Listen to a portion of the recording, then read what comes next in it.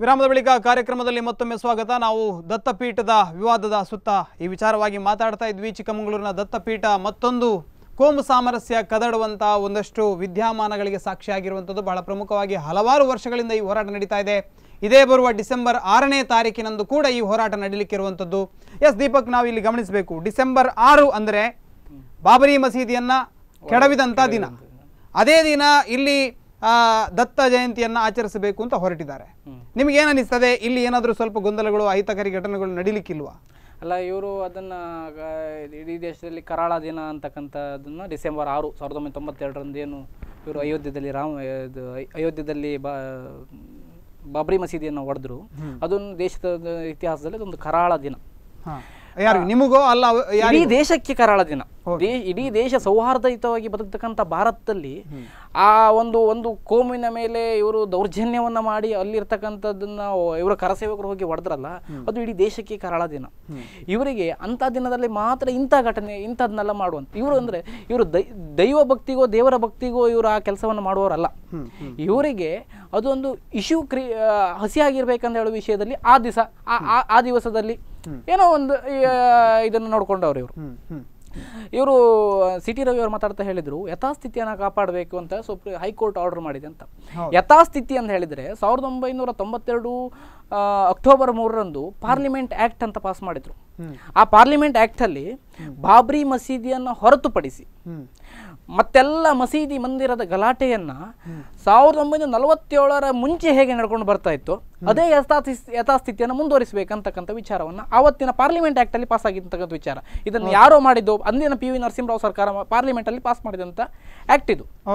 ಅಂದ್ರೆ 1947 ಅಂದ್ರೆ ಬೌಂಡರಿ ನಮ್ಗೆ ಅದೊಂದು. ಅಲ್ಲಿಂದ ಹಿಂದೆ ಏನಿದೆ ಅದಕ್ಕಿಂತ ಸ್ವಾತಂತ್ರ್ಯ ಪೂರ್ವದಲ್ಲಿ ಹೇಗಿತ್ತು ಅದೇ ರೀತಿ ಮುಂದುವರಿಬೇಕಂತ ಹೇಳ್ತಕ್ಕಂಥ ವಿಚಾರದಲ್ಲಿ ಮಾತ್ರ ಇವರು ನಾವು ಪಾರ್ಲಿಮೆಂಟ್ ಆಕ್ಟ್ ಅನ್ನ ಇದು ಮಾಡಿದ್ರು. ಆ ಪಾರ್ಲಿಮೆಂಟ್ ಆಕ್ಟ್ ಅಲ್ಲಿ ಪ್ರಕಾರ ಸ್ವತಂತ್ರ ಪೂರ್ವದಲ್ಲಿ ಹೇಗಿತ್ತು ಬಾಬಾ ಬುಡನ್ಗಿರಿ ಅಲ್ಲಿ ಅದನ್ನೇ ಮುಂದುವರಿಸಬೇಕಂತ ಇವರು ಈಗ ಸುಪ್ರೀಂ ಕೋರ್ಟ್ ಆರ್ಡರ್ ಮಾಡಿದೆಯಲ್ಲ ಯಥಾಸ್ಥಿತಿಯನ್ನು ಕಾಪಾಡ್ಕೊಂಡು ಹೋಗಿ ಅಂತ. 1900 ಪಾರ್ಲಿಮೆಂಟ್ ಆಕ್ಟ್ ಪ್ರಕಾರ 1947 ಕಾನೂನಿನಲ್ಲಿ ಪಾಸ್ ಮಾಡ್ಕೊಂಡು ಹೋಗಿ ಏನಾಗ್ತಾ ಇದೆ ಅಲ್ಲಿ ಯಾವ ರೀತಿ ದತ್ತ ಪಾದುಕೆಗಳ ಪೂಜೆ ಆಗ್ತಿದೆ ಅದೇ ರೀತಿ ನಡ್ಕೊಂಡು ಹೋಗ್ಲಿ, ಅದೇ ಅಲ್ಲಿ ಯಾವ ರೀತಿ ದರ್ಗಾಗಳಲ್ಲಿ ಗೋರಿಗಳನ್ನ ಇರ್ತಕ್ಕಂಥ ಅದೆಲ್ಲ 1947 ಪ್ರಕಾರ ನಡ್ಕೊಂಡು ಹೋಗ್ಲಿ ಅಂತಕ್ಕಂಥ ವಿಚಾರವನ್ನು ಹೇಳ್ತಕ್ಕಂಥದ್ದು. ಮತ್ತೆ ಒಂದು ವಿಚಾರ ಅವರು ಹೇಳಿದ್ರು, ರಾಮ ಆದರ್ಶ ಎನ್ನತಕ್ಕಂಥ ವಿಚಾರ ಹೇಳಿದ್ರು. ಇವರಿಗೆ ಶ್ರೀರಾಮನ ನೆನಪಾಗಿದ್ದು 1992 ನಂತರ. ಮತ್ತೆ ಶ್ರೀರಾಮ ಆದರ್ಶ ಪುರುಷ ಅಲ್ಲ ಅಂತ ಹೇಳಿದಂತ ರಾಮ್ ಜೇಠ್ಮಲಾನಿ ಇದೇ ಬಿಜೆಪಿಯ ಸಂಸದ. ಶ್ರೀರಾಮ ನಾವು ಹೇಳಲಿಲ್ಲ, ಕಾಂಗ್ರೆಸ್ನವ್ರು ಹೇಳಿಲ್ಲ. ಶ್ರೀರಾಮನ ಪೂಜೆಗೆ ಅನುವು ಮಾಡಿಕೊಟ್ಟವ್ರು ಯಾರು? ಕಾಂಗ್ರೆಸ್ನವ್ರು ಮಾಡಿಕೊಟ್ಟಿದ್ದು. ಕಾಂಗ್ರೆಸ್ನವ್ರು ಅಂದ್ರೆ ಅಲ್ಲಿ ಅದೊಂದು ಧರ್ಮ ಕೊಳ್ಳೋದಿಲ್ಲಲ್ಲ ಅವರನ್ನ ಅದೇ ರಾಜೀವ್ ಗಾಂಧಿ ಅವರು ಎಲ್ಲೋ ಒಂದು ಕಡೆಯಲ್ಲಿ ಸಾಫ್ಟ್ ಹಿಂದುತ್ವವನ್ನು ಅವಲಂಬಿಸಿದ್ರು ಅನ್ನುವ ಕಾರಣಕ್ಕಾಗಿ ಅವರನ್ನೇ ಒಂದು ಕಡೆಯಲ್ಲಿ ದೂಷಣೆ ಮಾಡುವಂತ ಕೆಲಸ ನಿಮ್ಮ ಪಕ್ಷದ ಇದು ಸಾಫ್ಟ್ ಹಿಂದುತ್ವನೋ ಅಥವಾ ಮತ್ತೊಂದು ಈಗ DB ಚಂದ್ರಗೌಡರು ಮಾಡಿದ್ದು ಸಾಫ್ಟ್ ಹಿಂದುತ್ವ ಅಂತ ಅಲ್ಲ. ಶಾಬಾನು ಪ್ರಕರಣದಲ್ಲಿ ಆದಂತ ಡ್ಯಾಮೇಜ್ ಅನ್ನು ಸರಿ ಮಾಡೋದಕ್ಕಾಗಿ ಶ್ರೀರಾಮ ಮಂದಿರದ ಆ ಬೀಗವನ್ನ ತೆರೆಸಿದ್ದೀರಾ ಅಷ್ಟೇ. ನೋ ಇಲ್ಲಿ ಯಾವ ಧರ್ಮಕ್ಕೂ ಇದರಿಂದ ಅನ್ಯಾಯ ಆಗಬಾರದು ಅಂತಕ್ಕಂಥ ವಿಚಾರ. ಅಲ್ಲಿ ಶ್ರೀರಾಮನ ನಂಬತಕ್ಕಂಥ ಭಕ್ತರಿದ್ದಾರೆ, ಅವ್ರು ಹಿಂದೂಗಳಿದ್ದಾರೆ, ಮುಸ್ಲಿಮರು ಇದ್ದಾರೆ. ಇಲ್ಲೂ ಕೂಡ ಅಷ್ಟೇ ಹಿಂದೂಗಳು ಮುಸ್ಲಿಮರು ಸೌಹಾರ್ದಯುತವಾಗಿ ಭಾವೈಕ್ಯತೆಯಲ್ಲಿ ದೇವರನ್ನ ಪೂಜೆ ಮಾಡ್ತಕ್ಕಂಥವ್ರು. ಅವ್ರು ಯಾರ ಭಾವನೆಗೂ ಧಕ್ಕೆ ಆಗಬಾರ್ದು ಅನ್ನೋ ಸಲುವಾಗಿ ಕಾಂಗ್ರೆಸ್ ಅದನ್ನ ಅವರಿಗೆ ಅವತ್ತಿನ ದಿನದಲ್ಲಿ ಚಂದ್ರೇಗೌಡರು ಇರ್ಬೋದು, ರಾಜೀವ್ ಗಾಂಧಿ ಅವರು ಇರ್ಬೋದು ಅವಕಾಶ ಮಾಡಿಕೊಟ್ರೆ ವಿನಃ ಇಲ್ಲಿ ಇವರ ರಾಜಕೀಯ ಬಣ್ಣಕ್ಕೋಸ್ಕರ ಅವಕಾಶ ಮಾಡಿಕೊಟ್ಟಿದ್ದಲ್ಲ. ತದನಂತರ ಇವರು ರಾಜಕೀಯವಾಗಿ ಅದನ್ನೆಲ್ಲ ಬಳಸ್ಕೊಳ್ತಾ ಹೋದ್ರು. ರಾಜಕೀಯವನ್ನ ನಾವು ಬದಿಗಿಡುವ, ನಮಗೆ ರಾಜಕೀಯ, ನಾವು ಹಿಂದೂ ಪರ ಸಂಘಟನೆಗಳು ಹಿಂದುತ್ವದ ಪರವಾಗಿ ಧರ್ಮದ ಪರವಾಗಿ ಕೆಲಸ ಮಾಡುವರು. ನೋಡಿ, ಇವರು ಹೇಳಿದ್ರು ಕರಾಳ ದಿನ, ಇಡೀ ದೇಶಕ್ಕೆ ಅಂತೂ ಕಳಂಕಿತ ಕಟ್ಟಡ. ನಾವು ಇಲ್ಲಿ ಬೀದಿಗಳಲ್ಲಿ ರಾಮ ಮಂದಿರವನ್ನ ಕಟ್ಟಿ ನಾವು ರಾಮನ ಪೂಜೆ ಮಾಡ್ತೇವೆ. ಆದ್ರೆ ರಾಮ ಹುಟ್ಟಿದಂತ ಅಯೋಧ್ಯೆಯಲ್ಲಿ, ರಾಮ ನೆಲೆಸಿದ ಅಯೋಧ್ಯೆಯಲ್ಲಿ ನಮಗೆ ಒಂದು ರಾಮ ಮಂದಿರ ಇಲ್ಲ. ಅಲ್ಲಿ ಒಂದು ಕಳಂಕಿತ ಕಟ್ಟಡ ಇದೆ. ಅದು ನಮ್ಮ ವಿಜಯದ ದಿವಸ, ಅದು ಶೌರ್ಯದ ದಿವಸ, ಅದು ಆಗ್ಲೇಬೇಕು. ಅದು ಕರಾಳ ದಿನ ಯಾರು ಮಾಡ್ತಾರೆ? ಆಗಲೇಬೇಕು. ಯಾವಾಗ ಆಗುತ್ತೆ ನೋಡಿ, ಹೈಕೋರ್ಟ್ ಅಲಹಾಬಾದ್ ಹೈಕೋರ್ಟ್ ತೀರ್ಪು ಕೊಟ್ಟಿದೆ, ನಿಮ್ಮ ಸರ್ಕಾರ ಬಂದಿದೆ ಕೇಂದ್ರದಲ್ಲಿ, ಯಾಕೆ ಮಾಡ್ತಾ ಇಲ್ಲ? ಅಲ್ಲ, ಅದು ಆಗ್ತದೆ. ಅದು ನೋಡಿ, ಸಿಟಿ ರವಿ ಹೇಳಿದ್ರು, ಸಿಟಿ ರವಿ ಅವರು ಹೇಳಿದ್ರು ಅದು ಕಾನೂನಿನ ಪ್ರಕಾರ ಹೇಗೆ ಆಗ್ಬೇಕು ಅದೇ ರೀತಿ ಆಗ್ತದೆ. ನಾವು ಅದನ್ನ ಇವರು ಹೇಳಿದ್ರು ಕೋಮುವಾದಿ ಕೋಮು ಸಂಘರ್ಷ ಮಾಡ್ತೇವೆ ಅಂತ. ಇಡೀ ದೇಶದ ಹಿಂದೂಗಳು ಒಬ್ಬೇ ನಿಂತರೆ ಅದನ್ನ ಮಾಡ್ಲಿಕ್ಕೆ ಅದನ್ನೇ ಹೆಚ್ಚು ಹೊತ್ತಿಲ್ಲ, ಅದು ಬಿಡಿ. ಈಗ ಇವ್ರು ಹೇಳಿದ್ರು ಆಮೇಲೆ ಡಿಸೆಂಬರ್ 6ಕ್ಕೆ ಯಾಕೆ ಮಾಡ್ತೀರಂತ. ಡಿಸೆಂಬರ್ 6ಕ್ಕೆ ಯಾಕೆ ಮಾಡ್ತಾರೆ ಅಂದ್ರೆ ಇವರು ಪಂಚಾಂಗ ಹೋಗಿ ನೋಡ್ಲಿ, ದತ್ತ ಜಯಂತಿ ಡಿಸೆಂಬರ್ 6ಕ್ಕೆ ಈ ಸಲ ಬಂದಿದೆ. ಅದಕ್ಕೆ ದತ್ತ ಜಯಂತಿಯನ್ನು ಡಿಸೆಂಬರ್ 6ಕ್ಕೆ ಮಾಡ್ತಿದ್ದೇವೆ ನಾವು. ಅಲ್ಲಿ ಅಯೋಧ್ಯೆಯಲ್ಲಿ ಇರುವಂತಹ ಕಳಂಕಿತ ಕಟ್ಟಡ ಅದು ಒಡೆದ ದಿವಸ ಡಿಸೆಂಬರ್ 6, ಅವತ್ತು ನಾವು ಇಲ್ಲಿ ದತ್ತ ಜಯಂತಿಯನ್ನೇ ಮಾಡ್ತೇವೆ ಅಲ್ಲ. ಡಿಸೆಂಬರ್ 6ಕ್ಕೆ ದತ್ತ ಜಯಂತಿ ಬಂದಿದೆ. ದತ್ತ ಜಯಂತಿ ಪಂಚಾಂಗ ಪುರಾಣಗಳಲ್ಲಿ ದತ್ತ ಜಯಂತಿ ಡಿಸೆಂಬರ್ 6ಕ್ಕೆ ಅಂತ ಈ ಸಲ ಬಂದಿದೆ. ಅವತ್ತು ನಾವು ದತ್ತ ಜಯಂತಿಯನ್ನು ಮಾಡ್ತೇವೆ. ಅದು ಯಾವುದೂ ಇದಲ್ಲ. ಹಾಗಾಗಿ ಅವರು ಅದನ್ನ ಅರ್ಥ ಮಾಡಿಕೊಳ್ಬೇಕು. ನೋಡಿ ಇವರು ಭಾವೈಕ್ಯತೆ ವಿಷಯ ಹೇಳ್ತಾರೆ, ಭಾವೈಕ್ಯತೆ ವಿಷಯ ಹೇಳ್ತಾರೆ. ಇವರು ಹೋಗಿ ಒಮ್ಮೆ ಮದ್ರಸಾದಲ್ಲಿ ಹೋಗಿ ಇವರು ಪೂಜೆ ಮಾಡ್ಲಿ, ಅವರಿಗೆ ಅವಾಗ ಇವರು ನಮಾಜ್ ಮಾಡ್ಬೇಕು. ಮದ್ರಾಸಿಗೆ ಹೋಗಿದ್ದೇನೆ, ನಮಾಜ್ ಮಾಡಿದ್ದೇನೆ, ಅಲ್ಲಿ ಇವರು ಹೋಗಿ ನಮಾಜ್ ಮಾಡ್ಬೇಕು, ಪೂಜೆ ಮಾಡ್ಬೇಕು, ಪೂಜೆ ಮಾಡ್ಲಿ.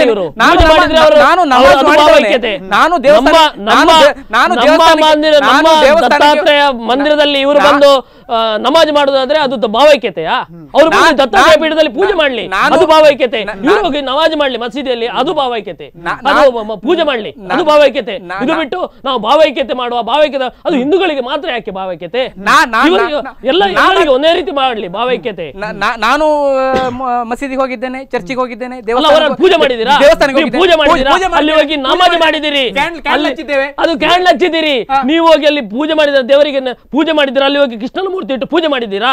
ದತ್ತಪೀಠ ನಮ್ದು ಹಿಂದೂಗಳ ಪೀಠ, ಅಲ್ಲಿ ನೀವು ದರ್ಗಾಗಳಿಗೆ ಹೇಗೆ ಬಿಡ್ತೀರಿ? ದರ್ಗಾ ಮಾಡ್ಲಿಕ್ಕೆ ಹೇಗೆ ಬಿಡ್ತೀರಿ? ನೋಡಿ ಇವ್ರು ಹೇಳಿದ್ರು ಹಿಂದೂಗಳೆಲ್ಲ ಮನಸ್ಸು ಮಾಡಿದ್ರೆ ನಮಗೆ ಅಲ್ಲಿ ಒಂದು ರಾಮ ಮಂದಿರ, ಸಮಾಜ ಮನಸ್ಸು ಮಾಡಿದ್ರೆ ಅರ್ಧ ಗಂಟೆ ಕೆಲಸ. 80% ಸಂವಿಧಾನದ ಮೇಲೆ ನಂಬಿಕೆ ಇಲ್ಲ ಇವರಿಗೆ. ಭಾರತ ದೇಶದ ಸಂವಿಧಾನದ ಮೇಲೆ ನಂಬಿಕೆ ಇಲ್ಲತಕ್ಕಂಥ ಜನಗಳು ಇವರು. ಇವರಿಗೆ ಹಿಂದುತ್ವ ಅಂತ ಹೇಳಿದ್ರೆ ಭಾರತದ ಸಂವಿಧಾನವನ್ನು ಒಪ್ಪದೇ ಇದ್ರೆ ಮತ್ತೆಂತ ಹಿಂದುತ್ವ, ಮತ್ತೆ ಇಸ್ಲಾಂ. ದೇಶದ ಸಂವಿಧಾನಕ್ಕೆ ಒಪ್ಪಿಯೇ ರಾಮ ಮಂದಿರ ಕಾನೂನು ಪ್ರಕಾರ ಅದಕ್ಕೆ ನಾವು ದೇಶದ ಧ್ವಜವನ್ನು ಹಾರಿಸಲಿಕ್ಕೆ ಯೋಗ್ಯತೆ ಇಲ್ಲದವರು ನೋಡಿ. ದೇಶದ ಧ್ವಜದ ಬದಲಿಗೆ ಯಾವುದೋ ಧ್ವಜವನ್ನು ಹಾರಿಸಿ ಸದಾ ವತ್ಸಲೆ ಮಾತೃಭೂಮಿ ಅಂತ ಯಾವುದೋ ಒಂದು ಧ್ವಜವನ್ನು ಹಾರಿಸುವವರು ಇವರು. ಇವರಿಗೆ ದೇಶದ ಬಗ್ಗೆ ಗೌರವ ಇಲ್ಲ. ಇವರು RSS ಹೆಡ್ ಕ್ವಾರ್ಟರ್ಸ್ ನಾಗ್ಪುರದಲ್ಲಿ ಹೋಗಿ ಧ್ವಜ ಹಾರಿಸಲಿ ನೋಡೋ ಇವರು.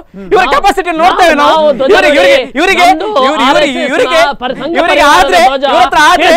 ಪ್ರತಿಯೊಂದು ಮದ್ರಸಾದಲ್ಲಿಯೂ ಆಗಸ್ಟ್ 15 ಧ್ವಜ ಹಾರ್ತದೆ ನೋಡಿ. ಪ್ರತಿಯೊಂದು ಮದ್ರಸಾದಲ್ಲಿ ಹಾರ್ತದೆ. ಇವರು ನಾಗ್ಪುರದಲ್ಲಿ ಹಾರಿಸಲಿ ನೋಡುವ, ಇವರು ಬಜರಂಗದಳ ಕಚೇರಿಯಲ್ಲಿ ಹಾರಿಸಲಿ ನೋಡುವ. ಇವರು ಯಾರಿಗೆ ಪಟ್ಟಿರ್ತಾರೆ? ಇವರು ನಮ್ಮ ಧ್ವಜವನ್ನು ತುಂಡು ಮಾಡಿದ್ರು, ನಮ್ಮ ಗೀತೆಯನ್ನು ತುಂಡು ಮಾಡಿದ್ರು. ಇವರ ಭಾವೈಕ್ಯತೆ, ಇವರ ವೋಟ್ ಬ್ಯಾಂಕಿಗಾಗಿ ನಮ್ಮ ಧ್ವಜವನ್ನು ತುಂಡು ಮಾಡಿದ್ರು, ನಮ್ಮ ಗೀತೆಯನ್ನು ತುಂಡು ಮಾಡಿದ್ರು, ನಮ್ಮ ಈಗ ದೇವತೆಗಳನ್ನು ತುಂಡು ಮಾಡ್ಲಿಕ್ಕೆ ಹೊರಟಿದ್ದಾರೆ. ಇಲ್ಲಿ ನೋಡಿ, ಯಾವ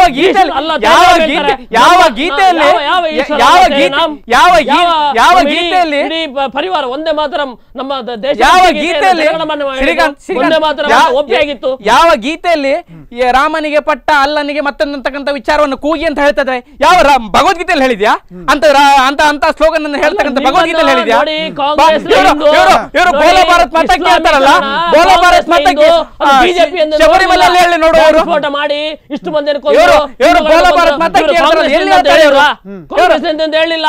ಅವ್ರು ಎಲ್ಲರನ್ನು ಕೊಂದಿದ್ದಾರೆ ಹಿಂದೂಗಳನ್ನ. ಕಾಂಗ್ರೆಸ್ ನಿಂದು, ಇವ ಬಿಜೆಪಿ ಇಂದು, ಇವ ಸಂಘ ಪರಿವಾರದಿಂದ ಹಿಂದೂಗಳವರು ಟಾರ್ಗೆಟ್, ಇಸ್ಲಾಮೀಕರಣದ ಟಾರ್ಗೆಟ್ ಹಿಂದೂಗಳು. ಇವರ ದೀಪಕ್ ಇಸ್ಲಾಮೀಕರಣಕ್ಕೆ ಮತ್ತು ದತ್ತಪೀಠಕ್ಕೆ ಏನು ಸಂಬಂಧ ಕೇಳುದು ನಾನು? ಇಸ್ಲಾಮೀಕರಣ ಮಾಡುವಂತ ವ್ಯವಸ್ಥಿತ ಷಡ್ಯಂತ್ರ ಇದು. ಇವತ್ತಿನಿಂದಲ್ಲ, ಯಾವಾಗಲೂ ಔರಂಗಜೇಬರಿಂದ ಹುಮಾಯೂನ್ ಹಿಡಿದು ಗಜ್ನಿಯಿಂದ ಹಿಡಿದು ಇಲ್ಲಿಯ ತನಕ ಇದಕ್ಕೆ ಇದು ಈ ಕಾಂಗ್ರೆಸ್ ಸರ್ಕಾರ ಬಂದ ಅದಕ್ಕೆ ಒಳ್ಳೆ ಪೋಷಣೆ ಮಾಡ್ತಾ ಇದೆ. ವೋಟ್ ಬ್ಯಾಂಕಿಗೋಸ್ಕರ ಓವೈಸಿ ಮಾತಾಡ್ತಾನೆ. ಇದೆಲ್ಲ ವೋಟ್ ಬ್ಯಾಂಕ್ ಇದು. ನಾವೆಲ್ಲಿ ಮಾತಾಡಿದ್ದೇವೆ? ನಾವು ಈ ಧರ್ಮದ ಪರವಾಗಿ, ದೇಶದ ಪರವಾಗಿ ಮಾತಾಡುವವರು, ಈ ದೇಶಕ್ಕೋಸ್ಕರ ಬಲಿದಾನ ಮಾಡಿದಂತವರು. ಓವೈಸಿ ಬಗ್ಗೆ ಇವರು ಹೇಳಿದ್ರಲ್ಲ, ಓವೈಸಿ ಮತ್ತೆ ಪುನಃ ಸಂಸದರಾದ್ರು. ಇದೇ ನರೇಂದ್ರ ಮೋದಿ ಕೂತ್ಕೊಳ್ಳೋ ಲೋಕಸಭೆಯಲ್ಲಿ ಕೂತ್ಕೊಳ್ತಾರೆ. ಓವೈಸಿ ಮಾತಾಡಬಹುದಲ್ಲ ನರೇಂದ್ರ ಮೋದಿ ಅವರ ಓವೈಸಿ ಅವರ ಬಗ್ಗೆ? ನಾವು ಸಂವಿಧಾನಕ್ಕೆ ನಾವು ಬೆಲೆ ಕೊಡ್ತೇವೆ, ಬೆಲೆ ಕೊಡ್ತೇವೆ. ಸಂವಿಧಾನ ಬೆಲೆ ಕೊಡೋರು ಧ್ವಜ ಹಾರಿಸ್ತಾರೆ ಇವರು. ನೋಡಿ, ಜನಗಣ ಮನ ಹೇಳಿದ್ರೆ ಇವರು ನಿಲ್ತಾರೆ. ಇವರು ಸದಾ ವತ್ಸಲ ಮಾತೃಭೂಮಿ ಹೇಳಿದ್ರೆ ನಿಲ್ತಾರಲ್ಲ, ಅದೇ ರೀತಿ ಇವರು ಎದೆಗೆ ಕೈ ಮಾಡಿ ನಿಲ್ತಾರಲ್ಲ. ಇಲ್ಲಿ ನೋಡಿ, ಇಡೀ ಪ್ರಪಂಚದಲ್ಲಿ ಹಿಂದೂಗಳಿಗಂತ ದೇಶ ಇರೋದು ಭಾರತ ದೇಶ ಮಾತ್ರ. ಒಪ್ಕೊಳ್ಳಿ, ಪ್ರಥಮ ಒಪ್ಕೊಳ್ಳಿ. ಇಂಥವ್ರು ತಲೆ ಕೆಳಗಾಗಿ ನಡೆದ್ರು ಕೂಡ, ಕಾಶ್ಮೀರಿಂದ ಕನ್ಯಾಕುಮಾರಿ ನಡೆದ್ರು ಕೂಡ ಭಾರತ ಜಾತ್ಯತೀತ ಬಿಟ್ಟು ಬೇರೊಂದು ಆಗ್ಲಿಕ್ಕೆ ಸಾಧ್ಯನೇ ಇಲ್ಲ. ಅದು ನೋಡಿ, ಹಿಂದೂ ರಾಷ್ಟ್ರ ಮಾಡಿಯೇ ಸಿದ್ಧ. ನೋಡಿ, ಇವರು ಮಾಡ್ಲಿ. ದತ್ತಾತ್ರೇಯ ಇನ್ನು ಗುಹೆಯಲ್ಲೇ ಇದ್ದಾನೆ. ಸಿಟಿ ರವಿ ಬಂಗ್ಲೆಯಲ್ಲಿದ್ದಾನೆ. ನೋಡಿ, ದತ್ತಾತ್ರೇಯ ಗುಹೆಯಲ್ಲಿದ್ದಾನೆ. ಇಷ್ಟೇ ನೀವು ಬಿಟ್ರೆ ನಾಳೆ ಇವ್ರು ಹೋಗಿ ಮತ್ತೇನು ಇಲ್ಲ. ದತ್ತಾತ್ರೇಯನ ಪೂಜೆ ಮಾಡಬೇಕು. ಇವ್ರು ನೀವು ಮತ್ತೆ ಅಲ್ಲಮನ್ನು ಪೂಜೆ ಮಾಡುದಿಲ್ಲ. ಮಾಡ್ತೇವೆ, ನೆನಪಿಟ್ಕೊಳ್ಳಿ. ಎಲ್ಲರನ್ನು ಪೂಜೆ ಮಾಡ್ತೇವೆ. ನಿಮ್ಮನ್ನ ಹೊರಗೆ ಕಳಿಸ್ತಾರೆ, ನಿಮ್ಮನ್ನ ಹೊರಗೆ ಕಳಿಸ್ತಾರೆ ಅಲ್ಲಿಂದ. ನೀವು ನೋಡ್ಕೊಳ್ಳಿ, ನಿಮ್ಮನ್ನ ಕಾಂಗ್ರೆಸ್ ಇಂದ ನೋಡುದಿಲ್ಲ ನೋಡಿ. ನಾವು ಮತಾಂಧ್ರಲ್ಲ, ನೀವು ಈ ದೇಶವನ್ನು ಒಡೆದವರು. ನೀವು ಪಾಕಿಸ್ತಾನ ಮಾಡಿದ್ರು, ಪಾಕಿಸ್ತಾನವನ್ನು ಕೊಟ್ಟು ದೇಶವನ್ನು ಮಾಡಿದ್ರು. ನಾವು ಜಾತ್ಯತೀತವನ್ನು ಕಾಪಾಡುವವರು. ನಾವು ಜಾತ್ಯತೀತವನ್ನು ಕಾಪಾಡಿದ್ರೆ ಕೊನೆಯದಾಗಿ ಏನ್ ಹೇಳಿಕೆ ಬಯಸ್ತೀರಿ? ಈ ಒಟ್ಟು ವಿವಾದಕ್ಕೆ ಒಂದು ತಾರ್ಕಿಕವಾದ ಅಂತ್ಯವನ್ನು ಹೇಗೆ ಕಂಡುಕೊಳ್ಳಬಹುದು ದೀಪಕ್? ಇದು ಒಂದು ಸಿವಿಲ್ ಡಿಸ್ಪ್ಯೂಟ್. ಇದೊಂದು ಜಸ್ಟ್ ಅದೊಂದು ಜಾಗದ ವಿಷಯದಲ್ಲಿ ಸಿವಿಲ್ ಡಿಸ್ಪ್ಯೂಟ್ ಕೋರ್ಟಲ್ಲಿ ಇರ್ತಕ್ಕಂಥದ್ದು ಅಷ್ಟೇ ಮ್ಯಾಟರ್. ಎಷ್ಟೋ ಸಿವಿಲ್ ಡಿಸ್ಪ್ಯೂಟ್ಗಳು ಉಡುಪಿ ಸತ್ರ ನ್ಯಾಯಾಲಯ ಇರ್ಬೋದು, ಹೈಕೋರ್ಟ್ನಲ್ಲಿ ಇರ್ಬೋದು. ಅದಕ್ಕೆ ಇವರು ಏನು ಮಾಡಿದ್ರು ಅಂದರೆ, ಇದು ಎರಡು ಧರ್ಮದ್ದು, ನಮ್ಮದು ಹಿಂದೂಗಳದ್ದು ಮುಸ್ಲಿಮರದ್ದು ಅಂತಕ್ಕಂಥ ಬಣ್ಣವನ್ನು ಇದು ಮಾತಾಡಿ ಪರಿಹರಿಸಿಕೊಳ್ಳುವಂಥ ಸಮಸ್ಯೆಗಳು ಇವೆಲ್ಲ. ಇದಕ್ಕೆ ಇವರಿಗೆ ಬರೀ ಕೇವಲ ರಾಜಕೀಯಕ್ಕೋಸ್ಕರ ಸಂವಿಧಾನದ ಉಲ್ಲಂಘನೆ ಮಾಡ್ತಾರೆ, ಸಿ.ಟಿ. ರವಿ ಅವರು ಉಲ್ಲಂಘನೆ ಮಾಡ್ತಾರೆ, ಜೀವರಾಜ್ ಉಲ್ಲಂಘನೆ ಮಾಡ್ತಾರೆ.